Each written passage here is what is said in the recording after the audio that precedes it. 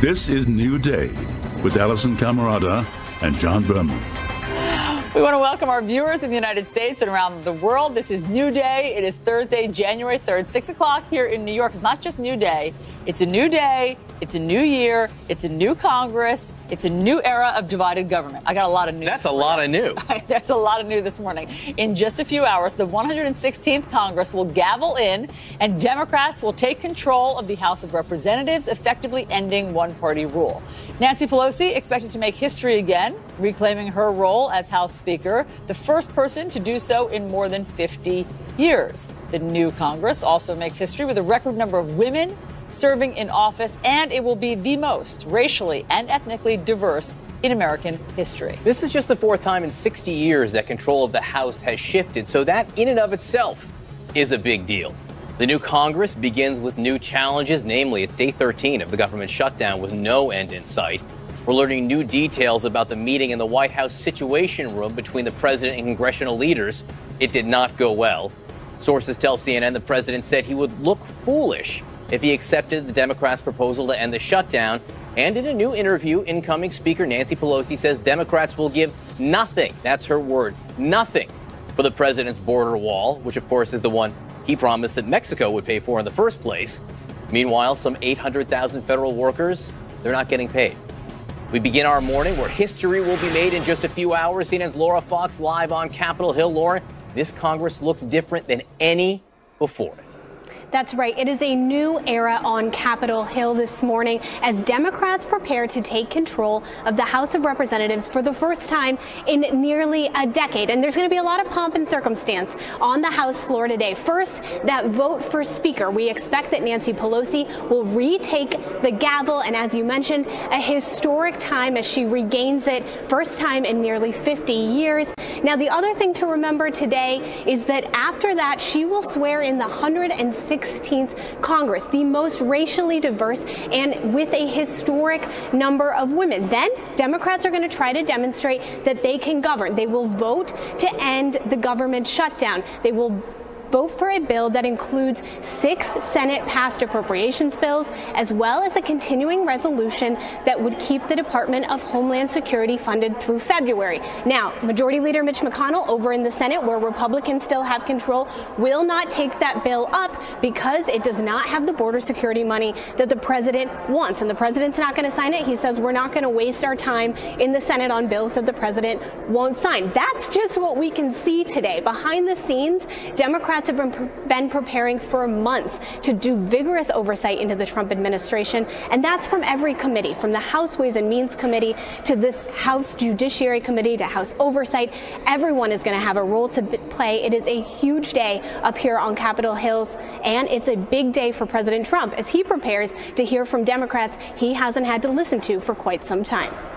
Okay, Lauren, great to have you there for us. Thank you very much. Joining us now to talk about all of this, we have A.B. Stoddard, associate editor and columnist at Real Clear Politics, Jackie Kucinich, Washington bureau chief of the Daily Beast, and Sung-Min Kim, White House reporter for the Washington Post. Great to have all of you here. So it is an historic day. Just to put up in a graphic exactly of the diversity changes for this new Congress, 40 new women, 20 new veterans, 10 new Hispanic or Latino members, 9 new Black members, 3 new LGBTQ members. AB, 102 women will now serve in the House.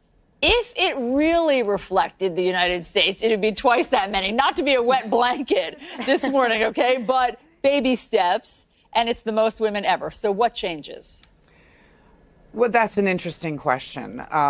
It's pretty remarkable that Nancy Pelosi is the first ever Speaker of the House woman, and she's coming back to that role after 8 years with 89 Democratic women in her caucus. And what it will lead to with a Republican Senate and a Republican president in terms of legislation, we don't know, but it will certainly elevate the voice of women in these debates. You will see more of them on the news, taking part in a national conversation. And as you mentioned, all the diversity, even within the Democratic caucus, 2 Muslim women, 2 Native American women. It is very unfortunate for the Republicans Republican conference in the House that they're down to only 13 women. They lost some members who were defeated and who also departed as well to run for other office or to retire. And it's very interesting if you look at the numbers of sort of the proportion of white men in the Republican conference shot up in this election as it went rapidly down in the Democratic caucus. And that's going to be a conversation as we head into 2020, even if it means that, even if it doesn't mean, that there's different kinds of bills coming out of the Congress and signed into law. You know, it is interesting. 102 is not 218, which is what it would be if it really reflected. But in terms of the changes, when Nancy Pelosi was elected to Congress for the first time, and she first took her seat in 1987, there were 23. There were 23 women in the House of Representatives in 1987. Now there are 102. So you can see the changes there. You know, to AB's point, though, in 1987, there were 11 Republican women. In 2019, there are 13 Republican women. Astounding growth of two Republican women for the House of Representatives. Really interesting to see that, Jackie. But again, you know, it is history. It is history here when Congress, when the House, which is the people's House, gets more diverse before our very eyes. Not only the House, but let's not forget that in the Senate, Marsha Blackburn is the first woman elected from Tennessee to the Senate, and Arizona has 2 female senators coming in, and that is also a first. I mean, there wasn't one to begin with. So there are these bright spots for diversity in both chambers. But you're absolutely right. It is. What AB said in terms of Republicans. But I think what people are really going to be watching, this is a really exciting day. I love the first day of a new Congress. There is so much promise and hope, and everyone's there with their families and kids. And it's really, as Lauren detailed, it's an exciting day. But there is this pall coming over this Congress at the get-go because the government shut down. And with it, this enormous responsibility of opening the government. And how are they going to do that? That is still an open question. I can't remember a Congress where there was this looming fight right at the beginning. And it certainly will feel that today. Oh, absolutely. I mean, you're so right. That juxtaposition of the hope and then the spoiling for the fight. The Dukes are already up. Sungmin, I mean, so, you know, look, I think it's interesting. The numbers are interesting. Obviously, it's interesting to look at the diversity via the numbers. But what does this mean? Women, the hype, on women is that we're better negotiators and compromisers. Is that it? That is it. I mean, right? That's what the research suggests. You convinced me. Yeah. See what I did there? Very well. This is a man who has a good marriage, you can tell. But in any event, so what does that mean? Does that mean the Democrats will dig in on the things that they have been stewing about for 2 years, or that they'll reach across the aisle and compromise? Well, your point about women being better negotiators was interesting because it just reminded me of when we were in a similar government shutdown more than 5 years ago over the funding of Obamacare. It was actually a group of Senate women from the both Republican Party and the Democratic Party who got frustrated and who started talking and helped kind of at least break the logjam. So at least the two parties were starting to talk again about reopening the government. But that sense of hope, that sense of optimism clearly is not here as we face this government shutdown, and both sides, both the president and both Democratic leaders, Chuck Schumer and Nancy Pelosi, show no signs of budging from their respective positions. But Democrats really do come in to their new House majority with this emboldened sense of power. They've been wanting to exercise oversight of the administration and exercise their investigative powers. And so you're going to see that aggressive posture going forward.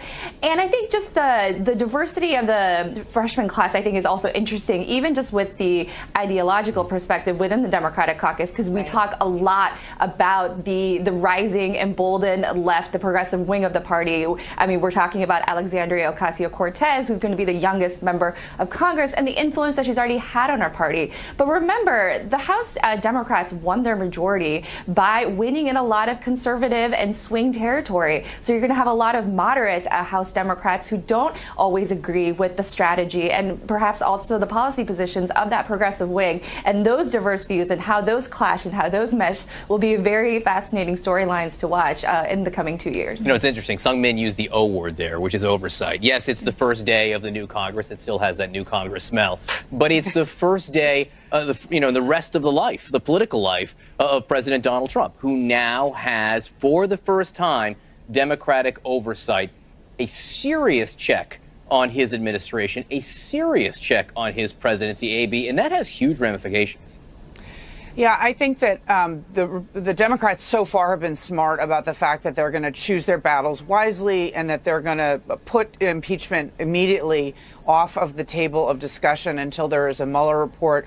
And they're going to do the oversight of this administration. If you look just at the sort of incredible list of ethical misdeeds and misconduct and overstepping and rule bending of the cabinet officials alone before you look at President Trump or his family and possible emoluments violations or anything like that. It's been breathtaking. And the Republicans in Congress for 2 years abdicated their constitutional duty to hold the other branch of government in check and oversee the executive. It's been pretty amazing. And so that's going to be a huge surprise for the administration, for the entire executive branch. They're going to be lawyered up and they're going to be tongue-tied. It's going to be, though, also a rhetorical battle. President Trump has already labeled this presidential harassment, and it's going to be up to the Democrats to convince the public and those swing voters who went for Trump by 12 points in 2016 and for the Democrats by 12 points in 2018, a 24-point swing,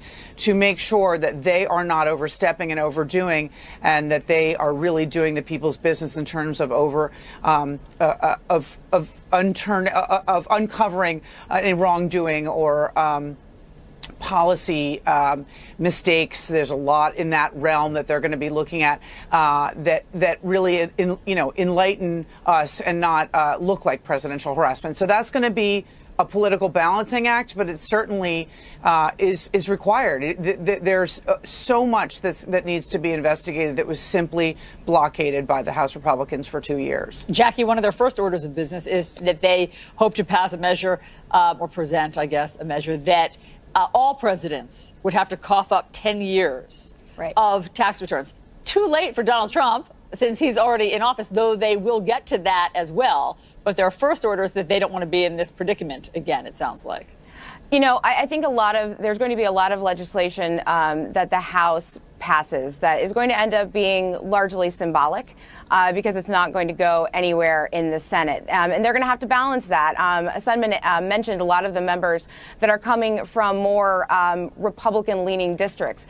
They're going to have to balance these symbolic votes with actual legislative pushes. I'm not saying it's not important. I'm just saying in terms of policy, there's going to be a push to not focus on the president, to focus on what they promised in terms of economic policy, taxes, things like that. And so there's going to be a lot of pressure from that blue dog conservative Democratic wing that Pelosi's going to have to keep in check with the very active progressive side of the caucus. And to AB's point, I think we're going to see a lot of old faces, too, from seasons 1 and 2 of the Trump administration being marched in front of those committees because they want to talk to not only the current cabinet secretaries, but also the ones that have already left. In reality show terms, I believe this is the reunion episode that Jackie's talking about. The reunion episode happening before congressional committees doing oversight hearings. That has an added twist. The person running all of this, as Jackie was saying, is Nancy Pelosi. She will be, for the second time, the Speaker of the House. What kind of speaker will she be? Well, we had Alexandra Pelosi, her daughter, on yesterday. That got a lot of attention. It did, under really insightful questioning. This is what Alexandra said about her mother. She'll cut your head off and you won't even know you're bleeding.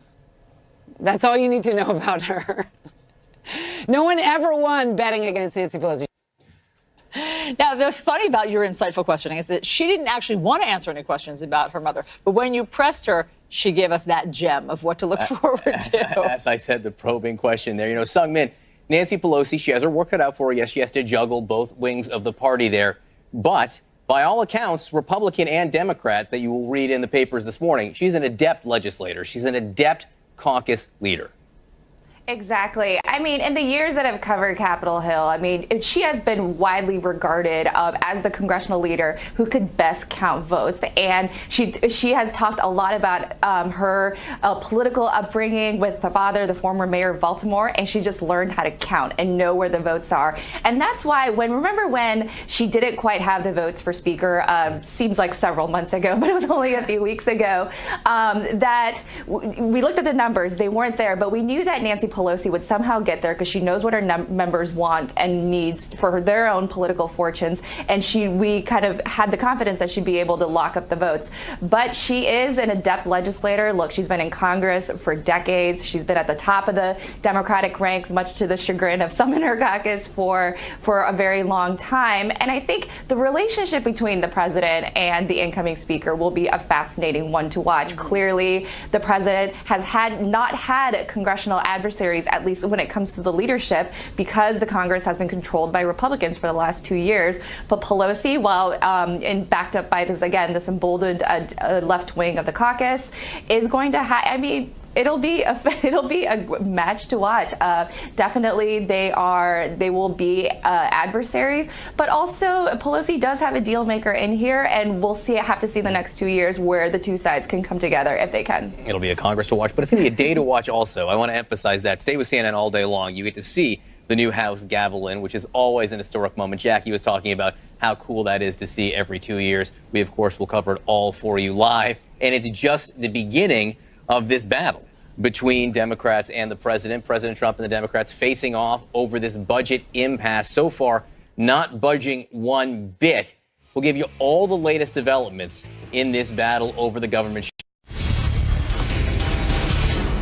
All right, we have new developments in this government shutdown battle that has now entered its 13th day. That bipartisan group of lawmakers met with the president yesterday, and a source tells CNN that the president told them that he would look foolish if he accepted the Democrats' offer to reopen the government. The expected incoming House Speaker, Nancy Pelosi, says that Democrats will not give a dollar for the president's border wall. Listen. Are you willing to come up and give him some of this money for the wall? Because apparently that's the sticking point. No, nothing for the wall. We're talking about border security. Nothing for the wall, but that means it's well, a we can go non-starter. through this all, back and forth. No.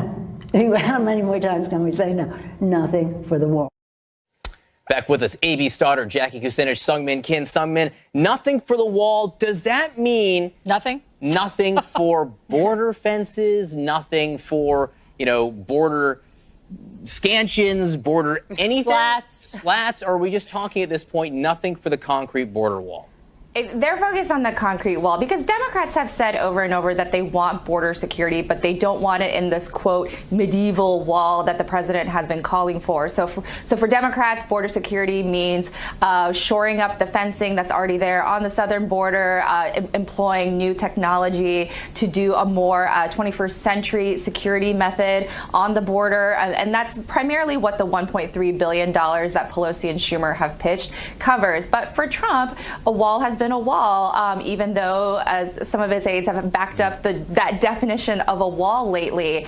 And a lot of his base, a lot of the conservatives in Congress also think that a wall is the way to go. I mean, I was talking with Congressman Steve King over the break about the shifting explanations that the administration has had for the wall and for border security. And he said, look, walls are concrete. You can't cut through a wall. Walls don't have prosecutorial discretion. We need that wall there. So you do see how hard it is for the two sides to come to a compromise. And I do think Democrats will be willing to come up a little bit, but on border security and not the wall. Look, part of the problem, AB, is that the president hasn't been able to define exactly what he wants. Show us a map. Show us a map where there's a lapse in the border where people are pouring through, if that exists. Is it 50 miles? Is it 1,000 miles? Is it 700 miles? It's all over the map, no pun intended. And he has changed from a 32-foot wall to a fence to slats. So I don't even know what they think they're negotiating with. I mean, is this a semantics argument? If he stopped calling it a wall and started calling it fencing, would Nancy Pelosi give him some more money? I don't know. I mean, I can't predict what the Democrats will do because we don't know what the Republicans don't know what the president will sign and what he'll give. I do think the Democrats should come to the table on something and get something out of this. I think that to give him something that he will surely brand as a win, no matter what it is, he'll call it a wall and he'll call it a win, because as we know, he has said it's not only steel slats. He's gone from 2,000 miles to 550. He's, gone all over the map on the numbers. He's gone back to it being a concrete wall. He has assured us yesterday Mexico has already paid for it and it already exists. But he gives himself the constant wiggle room. I think the Democrats are waiting, to hear what he's going to come up with. And I do think that they should get something out of this, whether it's legalization for the Dreamers or work permits or something. I think that in the end, when he gets his $2.3 billion or whatever he calls a wall and they call border security, I think they should do some kind of compromise and get something out of this and show the American people they were willing to work with him instead of, keep the government open for months. But surely they know at this point the public blames President Trump for the shutdown. You can tell from this televised meeting yesterday with his acting cabinet that he does not at all see any political pain from a shutdown. He thinks that his 38% of the country is with him and that he's fine on that it's a fight worth having to shore up his base. And he does not yet understand that Senate Republicans soon will not be able to continue to say no to all the bills that the House Democrats keep sending over their way. So right. I think he'll feel it in a few days, but he doesn't feel it now. I have to say, also at play yesterday, we saw one of the reasons there's no deal yet, because Democrats don't know what they're negotiating with, because the administration has no consistent thread. The president undercut Vice President Mike Pence multiple times yesterday, rejecting the $2.5 billion that Pence had been up on the Hill floating. So what is Pence supposed to think? And that's after Pence had gone and said that the president would sign the $1.3 billion contingent And after the president himself had said, I probably will. Right. I think I might.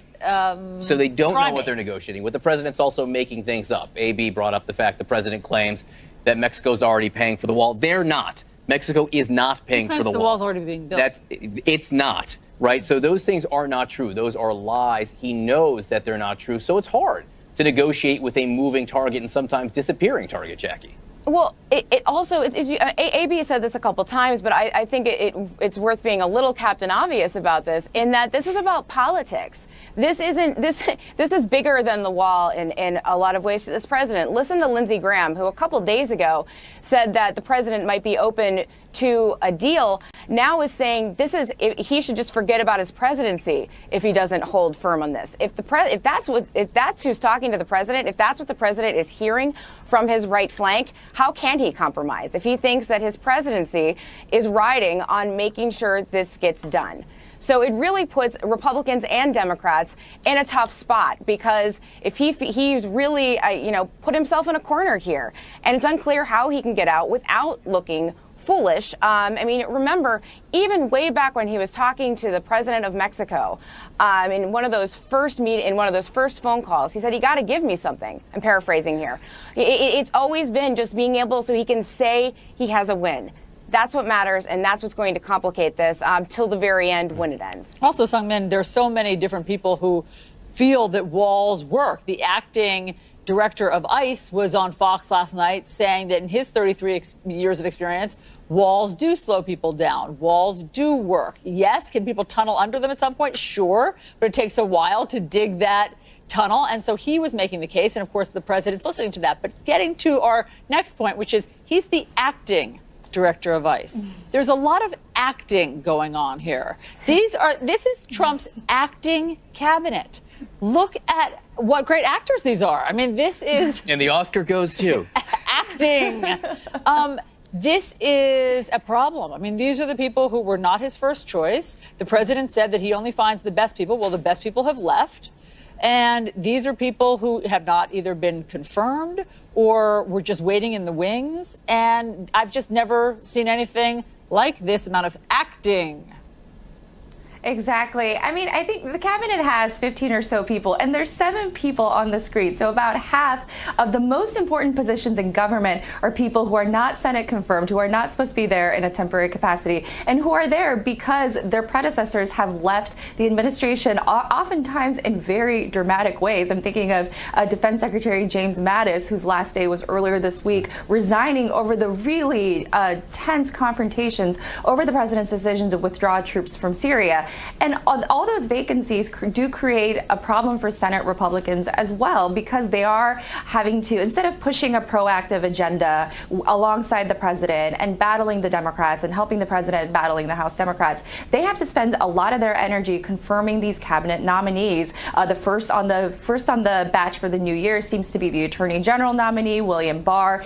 The Judiciary Committee will hold hearings for him on January 15th and 16th. Those confirmation hearings will be very important to watch, not only because of the importance of the position of Attorney General in the U.S. government, but also Democrats and perhaps some Republicans will also have a lot of questions about Mr. Barr's views on the Mueller probe. He has written a memo kind of casting a skepticism on that special counsel's investigation, and that issue has been so central to the Justice Department and the president's conflicts with the Justice Department over the last 2 years. So we can expect those confirmation hearings to be very heated. You know, one of the many interesting things Sung Min said right there is that James Mattis, General Mattis, resigned, which in fact is what he did. General Mattis resigned, despite the fact that yesterday the president said this. Done for me. How has he done in Afghanistan? Not too good. Not too good. I'm not happy with what he's done in Afghanistan, and I shouldn't be happy. But he was very happy. He was very thankful when I got him $700 billion, and then the following year, $716 billion. So, I mean, I wish him well. I hope he does well. But as you know, President Obama fired him, and essentially so did I. I want results. Essentially, he did not. Essentially, Defense Secretary James Mattis quit, AB, and the president's trying to rewrite history there. Well, I was thinking when Sung Min was talking, I mean, one of the biggest concern to Senate Republicans right now is the departure of Mattis, the Syria policy, and who the next Secretary of Defense is. This is a very bad time for us to not have stability at the Pentagon. James Mattis, as you know, is beloved by the entire rank and file in the military, every single service branch. And this is an incredible loss. And for the president, who knows how beloved James Mattis is, to not be able to contain himself before his acting cabinet at the table and to trash him that way is simply astonishing. And there are Republicans we know across town today just dismayed that he would speak this way. And we haven't heard from any of them. AB, Jackie Sung Min, thanks so much for being with us this morning. Again, stick around with CNN all day to see this historic day in Congress as the new House and the new Senate begins their work. Also ahead on New Day, we're going to speak with Senate Minority Whip, the number 2 Democrat in the House and the Senate, Dick Durbin. He was in the Situation Room meeting with President Trump. That will be fascinating to hear what actually went on inside there. So history has also been made in space, not just Earth, space. The mysterious far side of the moon has been reached. We'll tell you who won the latest space race and what they saw over there.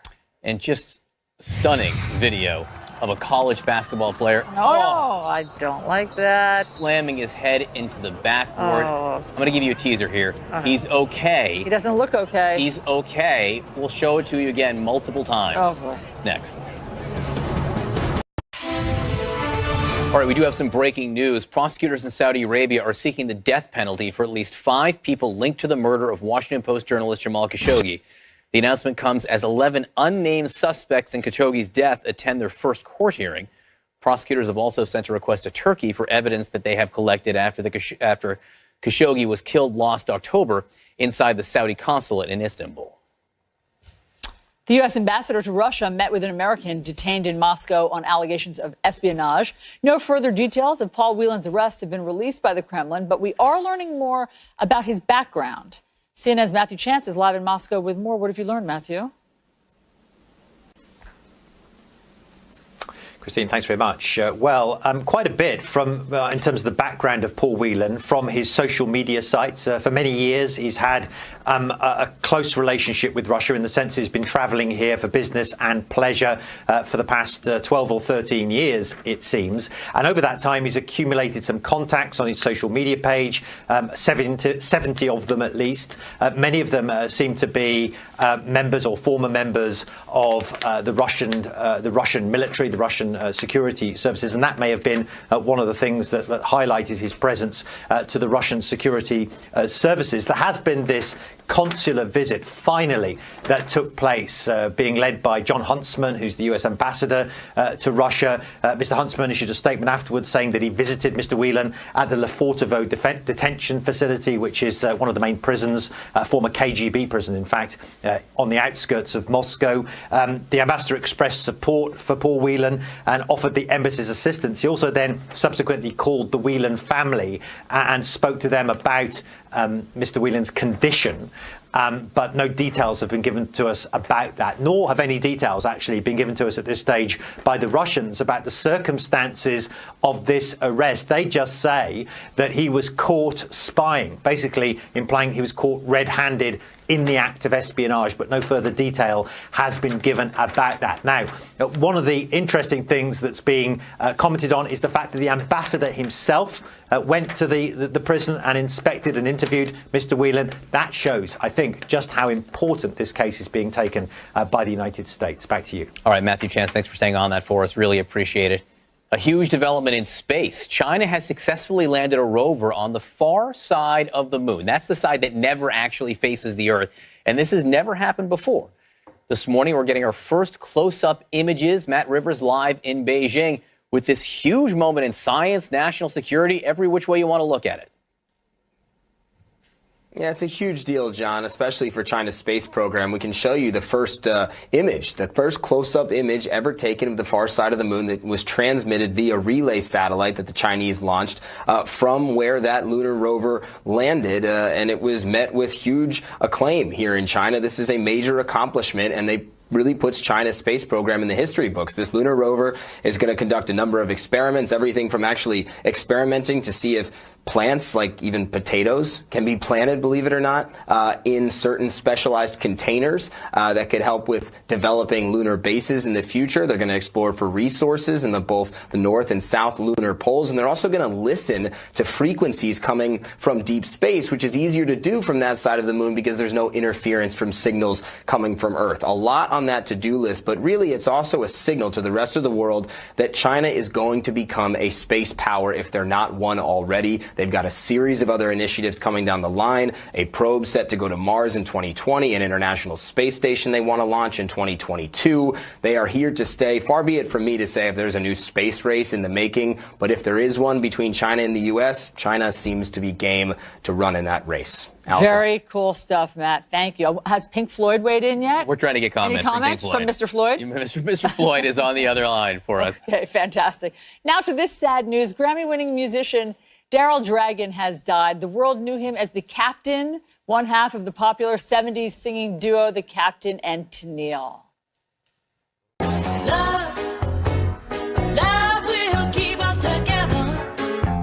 How great is that song? Written by? Oh, Harry Enton's uncle. That's how I know him. A member of the New Day family, yes, Neil Sedaka. Love Will Keep Us Together was their biggest hit. Not Muskrat Love? Daryl Dragon died Wednesday in Arizona. He was 76. His publicist says Tony Tennille was at the Captain's side when he passed. It's interesting because they were divorced a couple of years ago, but they remained friends after that. You can't break up that duo. No, you can't. Muskrat Love was the most important song. Maybe not their biggest hit. I don't even know what that was about. Was that about muskrats? In love, because that's important. God, the 70s were weird. Another fun fact, he wasn't actually a captain. He wasn't? No. Because he had the hat. He was not a captain. He played for the Beach Boys. He played backup for the Beach Boys. And I guess Mike Love, who was a singer there, called him the captain of the keyboards. You know a lot about the Captain. Captain Tennille, very important to me. I can see that. Very important to me. Luckily, we'll have Harry Enton on to weigh in on all of this. Absolutely. All right. I want you to show you some amazing video from a basketball game. North Central's Blaze Meredith. Look at that. Oh, God. Slammed his head into the backboard full speed while blocking a shot in a game on Wednesday. He did appear to be unharmed despite the blow. The good news, really, is he managed to get up and walk off the court. Somehow, he returned to the game. Oh, not quite sure how he was cleared from any kind of concussion protocol after he hit the backboard that hard. That's stunning video, though. One more time. No. Oh, he's okay. He's okay. Is it over? He's okay. All right. As more Democrats prepare to enter the 2020 presidential race, which one is the most electable? I never thought I was going to get in politics. Never in a million years. But I got in this because I believe this is the fight that we must fight. And I can't tell others to go fight it. I have to be in there right alongside them. Okay, that was Massachusetts Senator Elizabeth Warren explaining why she is exploring a 2020 presidential run. She is the first major candidate to dip her toe in the water. So is she the most electable? There's something about Harry, so let's discuss with CNN senior politics writer and analyst Harry Enton. Harry, great to see you. Shalom. Gosh. Happy New Year. We're off to a good start. And to you. Okay, so new year, new candidates. Let's talk about electability. We're still many days out, honestly. More than a year out. Okay, but this is a snapshot of where we are. And some of these people obviously haven't announced even an exploratory committee. However, you have the potential 2020 contenders. Show us what we're looking at. Right. So essentially what we're looking at here is these are the candidates who are in the United States Senate or ran for the United States Senate in 2018, looking at their margin and comparing it to how House Democrats did in that exact same state. And what we saw in Massachusetts, for example, is Elizabeth Warren won her race by 24 points, but House Democrats in that state won their races cumulatively by 36 points. And what does that tell you? She doesn't have as much momentum as you'd think? I think it suggests that voters in those states who are pulling the levers for Democrats in the House races weren't as willing to pull the lever for her in the Senate race, which suggests perhaps some sort of likability factor, perhaps going against her versus, say, Amy Klobuchar or Sherrod Brown, where they did much better than the House Democrats did in their states. They are not as liked as the average Democrat in their state. That's a great way of putting it. Which is interesting to see. If Elizabeth Warren is going to be some liberal icon, what's interesting is in Massachusetts, she's not even as well liked as the average Democrat would be. Exactly. And one thing I should point out is, Sherrod Brown's a very well-known progressive, a very hard a voice to the left, and he actually outperformed. So I don't just think it's about ideology. You could claim it's about gender, but look, Amy Klobuchar is at the top of that list as well. It suggests something particular to Elizabeth Warren. And Beto O'Rourke, just for those following Beto Mania, the daily update, he looks average. Right. I think that's one of the more interesting things in this chart, right? People saying, oh, wow, Beto O'Rourke did very, very well in Texas, which is this longtime Republican state. But one thing that should be pointed out, it could just be that Texas is changing because Texas Democrats actually didn't do that poorly in the House races there. Unless it was Beto who inflated their numbers. It could be the case. I think that's one of those things, but we're definitely going to discuss as the days and months go by if Beto decides to get in the race. Let's look at where past Democratic nominees have been at this point for some context. Yeah, I think that this is, to me, a fascinating table because we're going to be talking about the polls now from now all the way up to the primary. And what we see here is actually most of the time the polls, at least in the recent history, have done a pretty good job of getting who the nominee was going to be, whether it be Hillary Clinton, Barack Obama, John Kerry, Al Gore. All of them were right near the top of the field at this particular time. So, if Joe Biden or Bernie Sanders or Beto O'Rourke become the nominee, it shouldn't be surprising given where they're polling. However, I should point out Michael Dukakis was only polling at 1% at this point in 1988. Wowie. And he obviously went on and won that nomination. But by and large, it's good to be first or second in the polls. I would rather be at the top of the polls than the bottom of the polls. All right. Deep. Talk about New Year's resolutions. You've got some important numbers. These are the most important numbers that I have here. We spoke about a little bit last week. A lot of people have been making those resolutions. About 44% of the public, in fact, said that they were going to make their a New Year's resolution. But whether or not did they keep it, we can look back to last year, and we can see that of that 44%, 68% said they kept at least part of it, but 32% didn't keep their resolution at all, which if you were to multiply it out, only 30% of people actually make a resolution and keep it. I, of course, did not make a New Year's resolution. No. If I were to make one, though, maybe my diet, maybe, I could cut back on the Popeyes. That would be a good place, maybe exercising a little bit more, as I shared on the weekend program last week. I had some shin splints running for a bus. So, I think for a man my age, getting shin splints running for a bus, not a particularly good size. So maybe some more exercise for me. Less sleeping in the office? Oh, come on. You like coming in and seeing me sleeping on that thing. Everyone from the New Day crew gets their pictures of me. I think Avalon has one where he's smiling at me going like this. I mean, look, I like to be a little bit of a clown, a serious clown, though. I don't mind the sleeping in the office, but you actually change into sleepwear. And then traipse around the office in the sleepwear. Look, there's nothing wrong with wearing sweatpants in the office occasionally, just to keep things a little bit light. People think we're kidding. We're not. We're not. But it's the love that does keep us together. Okay, a sad day in the Sedaka house. It is, and that was a great song for him. And remember, my uncle had, a lot of hits in the late 50s and early 60s, kind of had this gap when the Beatles came in the mid 60s and late 60s. And Love Will Keep Us Together was one of those songs to help put him back on the map. Absolutely. Noted that he just went negative on the Beatles. Harry, great to have you here. Yeah, Beatles are okay. Apple's CEO is blaming President Trump's trade war with China on a slump in iPhone sales. This is a big